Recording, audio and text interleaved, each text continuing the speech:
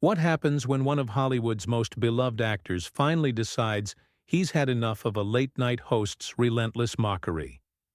You won't believe what unfolds when Johnny Depp sits down with Jimmy Kimmel for what was supposed to be a routine promotional interview, only to deliver one of the most explosive confrontations in late-night television history.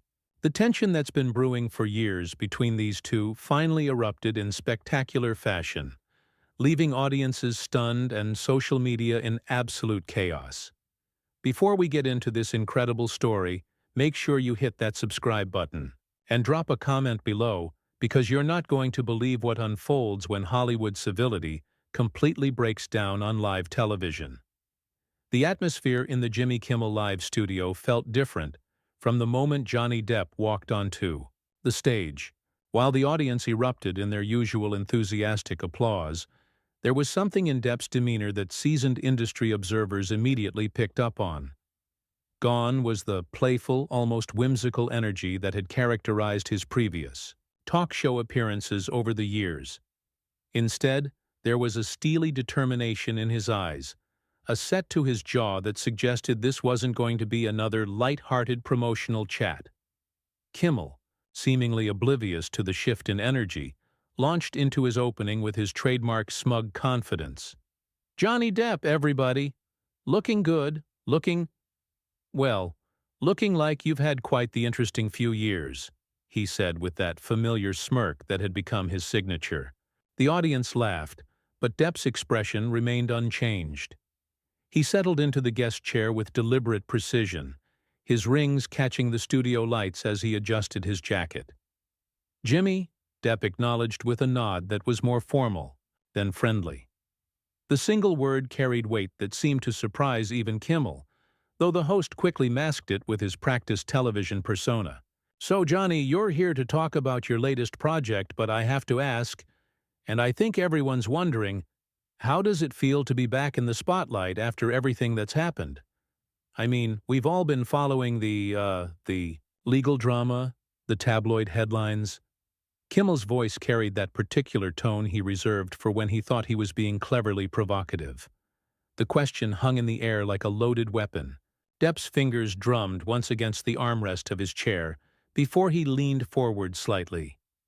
"You know, Jimmy, I came here tonight to discuss my work, my art, the projects I'm passionate about.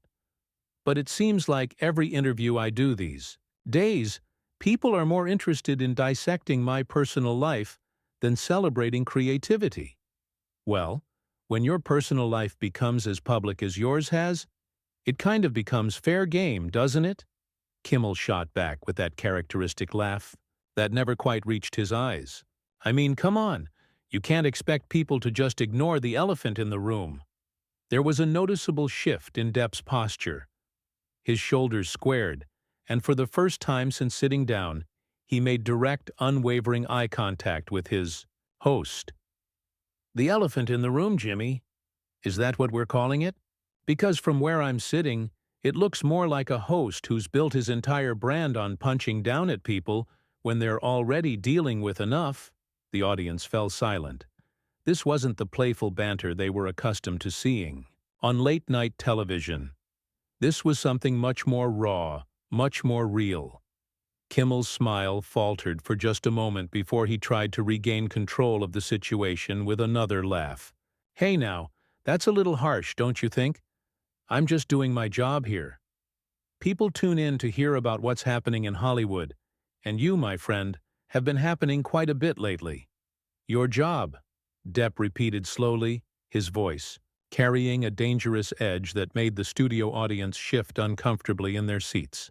"Your job is to entertain people, Jimmy. But somewhere along the way, you seem to have confused entertainment with humiliation. There's a difference between comedy and cruelty, though I'm not sure you understand that distinction anymore." The tension in the studio was now palpable. Camera operators were getting tighter shots, sensing that something significant was unfolding. Kimmel, clearly not expecting this level of pushback, tried to deflect with humor. "Wow, okay, somebody's feeling a little sensitive tonight. Look, Johnny, if you can't handle a little good-natured ribbing, maybe late-night television isn't the place for you." That comment would prove to be the spark that ignited everything that followed.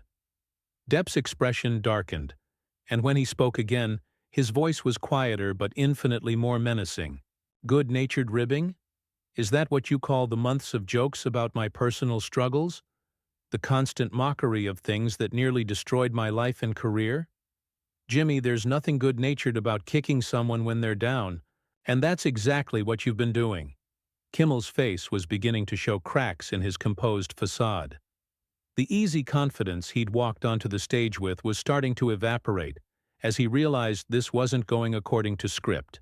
Look, Johnny, comedy is supposed to push boundaries. That's what comedians do. We comment on current events, on celebrities, on the news.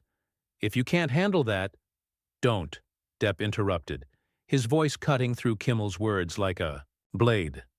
Don't you dare try to hide behind the comedian excuse.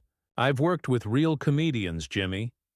I've worked with people who understand that there's an art to humor, a skill to making people laugh without making someone else cry. What you do isn't comedy. It's cruelty with a punchline. The studio had never been quieter. Even the production crew seemed frozen, uncertain whether they should intervene or let this unprecedented moment continue to unfold. Kimmel was visibly struggling now, his usual arsenal of quick comebacks seemingly depleted in the face of Depp's unflinching honesty. But as the commercial break approached, it became clear that this was only the beginning. The real fireworks were yet to come, and Johnny Depp was just getting started. When they returned from the break, the atmosphere in the studio had somehow become even more charged. The brief intermission had done nothing to cool the tension between the two men. If anything, it seemed to have given Depp time to gather his thoughts and prepare for what would become an even more devastating assault on Kimmel's character and credibility. "Welcome back to Jimmy Kimmel Live," the host said, his voice noticeably less confident than it had been earlier in the show. "We're here with Johnny Depp, and we were just having a spirited discussion about comedy and boundaries." He attempted his trademark smirk, but it came across as forced and uncomfortable. Depp hadn't moved during the commercial break. He sat in the same position, leaning slightly forward, his intense gaze never leaving Kimmel's face. "Spirited discussion," he repeated with a bitter laugh. "Is that what we're calling it? Jimmy, let me tell you what I think is really happening here. I think you've gotten so comfortable hiding behind your desk, making jokes at other people's expense, that you've forgotten there are real human beings on the receiving end of your punchlines." The audience was completely silent now, sensing that they were witnessing something unprecedented in late-night television history. Kimmel shifted uncomfortably in his chair, his hands fidgeting with his note cards. "Johnny, look, I think you're taking this way too personally," Kimmel said, attempting to regain some semblance of control. "Every celebrity gets roasted a little bit. It comes with the territory. You're acting like I personally attacked you. Or something." Depp's laugh was cold and humorless. "Personally attacked me? Jimmy, for months, you turned my lowest moments into your highest-rated segments. While I was fighting for my reputation, my career, my life, you were getting laughs by making me the butt of your jokes. You took a man's pain and turned it into your profit." "That's not fair," Kimmel protested, but his voice lacked conviction. "I make jokes about everyone. Politicians, celebrities, public figures. It's what late-night hosts do. You can't expect special treatment just because you're going through a rough patch." "Special treatment?" Depp's voice rose slightly, and for the first time genuine anger flashed in his eyes. "Jimmy, I'm not asking for special treatment. I'm asking for basic human decency. There's a difference between commenting on someone's public actions and reveling in their personal destruction. You crossed that line a long time ago." Kimmel was now visibly sweating under the studio lights. His usual arsenal of deflection and humor was proving useless against Depp's relentless honesty. "Look, Johnny, if I offended you, that wasn't my intention. Comedy is subjective. What's funny to some people might not be funny to others." "Offended me?" Depp leaned back in his chair, shaking his head slowly. Jimmy, you didn't offend me. You tried to destroy me. There's a difference. When someone is already down, already struggling, already fighting for their life and livelihood, and you decide to pile on for the sake of a few laughs, that's not comedy. That's cowardice. The word cowardice hung in the air like a challenge. Kimmel's face flushed red, and for the first time in the interview, he looked genuinely angry rather than just uncomfortable. Cowardice? Are you kidding me right now? I've built a career on speaking truth to power, on calling out hypocrisy wherever I see it. Speaking truth to power? Depp's voice was incredulous. Jimmy, you don't speak truth to power. You speak lies to vulnerability. You punch down, not up. When's the last time you took on someone who could actually fight back? When's the last time you used your platform to challenge someone who had more power than you instead of someone who had less? The accusation hit its mark. Kimmel's mouth opened and closed several times as he struggled to find a response. The studio audience was now completely captivated, watching what had become less of an interview and more of a public reckoning. You know what the really sad part is, Jimmy? Depp continued, his voice taking on an almost pitying tone. You used to be better than this. There was a time when your comedy came from cleverness, from wit, from actual talent. But somewhere along the way, you discovered it was easier to get laughs by being cruel than by being creative.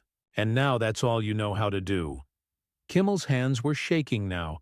Whether from anger or humiliation, it was impossible to tell. You don't know what you're talking about, he said, but his voice was weak, defensive. You don't know anything about what it takes to do this job, to keep an audience entertained night after night.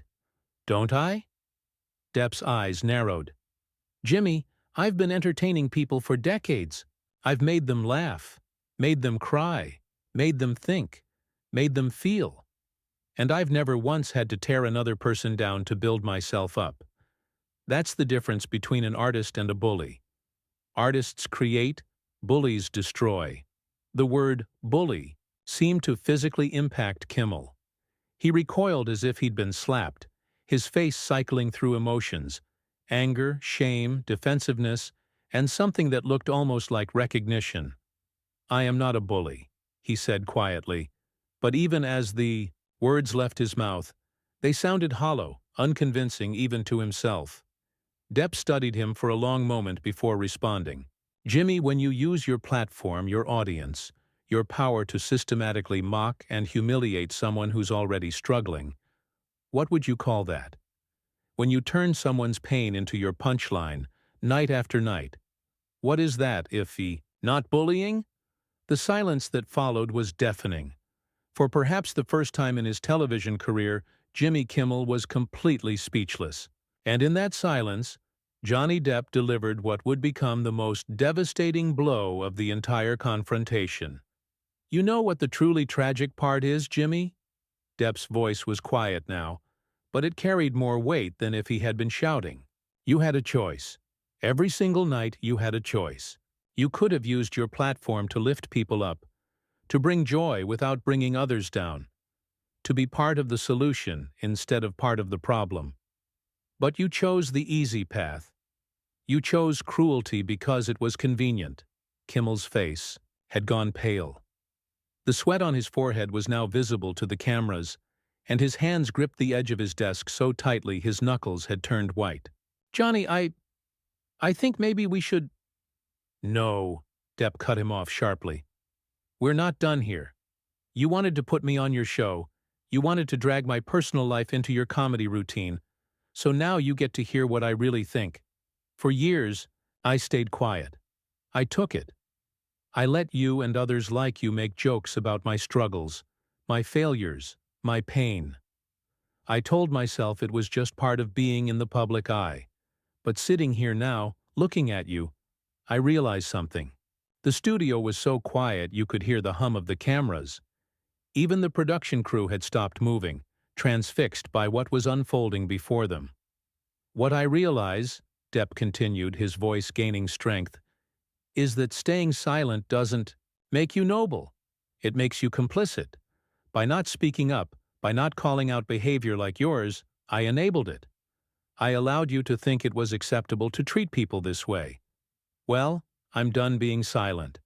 Kimmel tried once more to regain control of the situation. "Johnny, look, maybe we got off on the wrong foot here. Why don't we start over, talk about your new project?" "My new project?"